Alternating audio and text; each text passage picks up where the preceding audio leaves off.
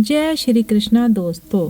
श्रीमद् भागवत गीता किसी एक धर्म विशेष के लिए नहीं है, बल्कि इसे पूरी दुनिया के हर व्यक्ति को पढ़ना और समझना चाहिए, ताकि वह अपनी जीवन यात्रा में सुख शांति और सफलता प्राप्त कर सके।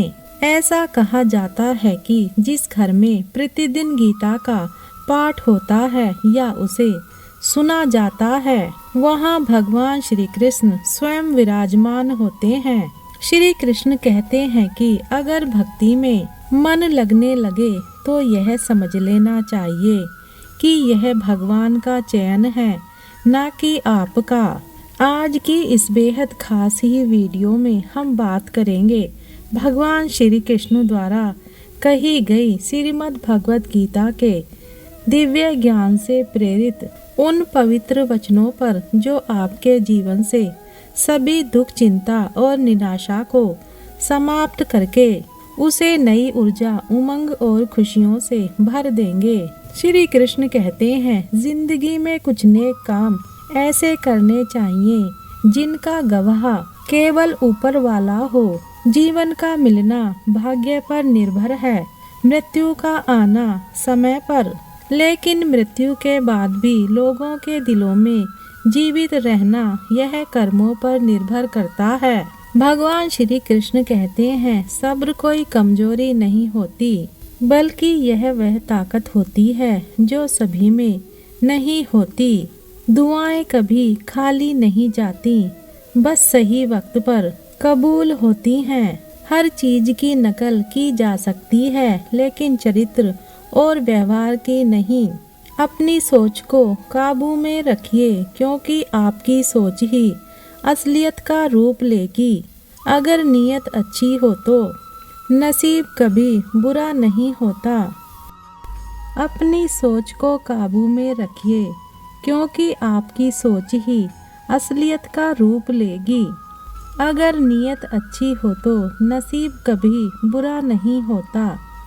दिमाग में विचारों की भीड़ जितनी कम होगी, जिंदगी का सफर उतना ही आसान होगा। मन का झुकना भी बहुत जरूरी है। सिर्फ सर झुकाने से भगवान नहीं मिलते।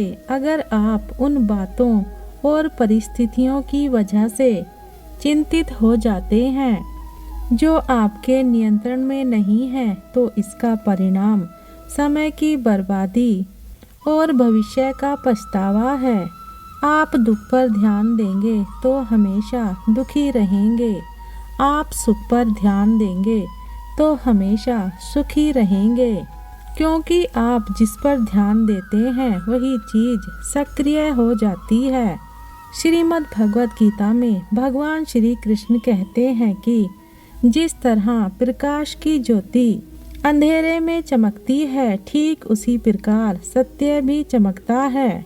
इसलिए मनुष्य को हमेशा सत्य की राह पर चलना चाहिए। मृत्यु एक अटल सत्य है, जिसे कभी बदला नहीं जा सकता। इस संसार का जब से निर्माण हुआ है, तब से जन्म मृत्यु का चक्र चलता आ रहा है। कोई मनुष्य चाहे लाख चीजें जान ले, चाहे वह पूरे जगत को जान ले, लेकिन अगर वह स्वयं को नहीं जानता तो वह अज्ञानी है। श्री कृष्ण कहते हैं, अगर कोई आपको ठुकरा दे तो बुरा मत मानना, क्योंकि वे वास्तव में आपकी कीमत नहीं जानते। बुरा वक्त गुजर जाता है, बस उस ऊपर वाले को हमारा सब्र आजमाना होता है। चेहरे पर हमेशा मुस्कान का ये मतलब नहीं कि जीवन में संघर्ष नहीं, बस ऊपर वाले पर भरोसा ज़्यादा है। जिंदगी में अगर कुछ करना है तो दो चीज़ें हमेशा याद रखना कि जो खोया है उसका गम नहीं, जो पाया है वह भी किसी से कम नहीं।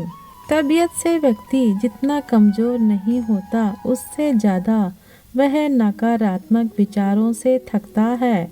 जिंदगी में हम कितने सही और कितने गलत हैं, यह सिर्फ दो ही शख्स जानते हैं, परमात्मा और अंतर आत्मा। नकारात्मक विचारों को अपने मन में प्रवेश करने की अनुमति ना दो, क्योंकि यही वह एक चीज होती है जो हमारा आत्मविश्वास कम कर देती है। कामयाबी कुछ नहीं, बस एक नाकामयाब व्यक्ति के संघर्ष की कहानी होती है।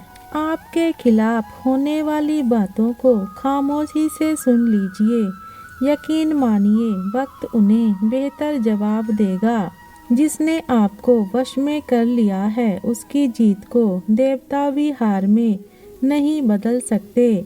जो लोग आपकी अच्छाई को आपकी कमजोरी समझते हैं, तो यह उनकी समस्या है। आप आईना हो, आईना बने रहो। फिक्र वो करें जिनकी सूरत खराब है। श्रीमद् भगवत गीता में भगवान श्री कृष्ण कहते हैं कि हे अर्जुन, तुम्हारा क्या गया जो तुम रोते हो? तुम क्या लाए थे जो तुमने खो दिया? तुमने क्या पैदा किया था जो नष्ट हो गया? तुमने जो लिया यहीं से लिया, जो दिया यहीं पर दिया। जो आज तुम्हारा है कल किसी और का होगा, क्योंकि परिवर्तन ही प्रकृति का नियम है। और समय के साथ संसार में हर चीज परिवर्तन के नियम का पालन करती है। श्री कृष्ण कहते हैं, कर्म योग ही वह योग है जिसके माध्यम से हम अपनी जीवात्मा से जुड़ पाते हैं। कर्म योग हमारे आत्मज्ञान को जागृत करता है।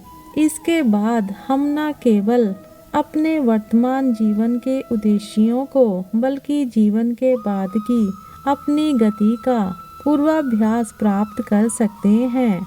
इस योग में कर्म के द्वारा ईश्वर की प्राप्ति की जाती है। भगवत गीता में कर्म योग को सर्वश्रेष्ठ माना गया है। कर्म योगी कर्म का त्याग नहीं करता, वह केवल कर्म फल का त्याग करता है और दुखों से मुक्त हो जाता है। संसार का कोई कार्य ब्रह्मा से अलग नहीं है, इसलिए कार्य की प्रकृति कोई भी हो, निष्काम कर्म सदा ईश्वर को ही समर्पित हो जाता है। हे अर्जुन, पुनर्जन्म का कारण वासनाओं या अतिरिक्त कामनाओं का संचय है। कर्म योगी कर्म फल के चक्कर में ही नहीं पड़ता, अतः वासनाओं का संचय भी नहीं होता। इस कर्म योगी पुनर्जन्म के बंधन से भी मुक्त हो जाता। भगवान श्री कृष्ण कहते हैं, मनुष्य का मन वायु की तरह चंचल है।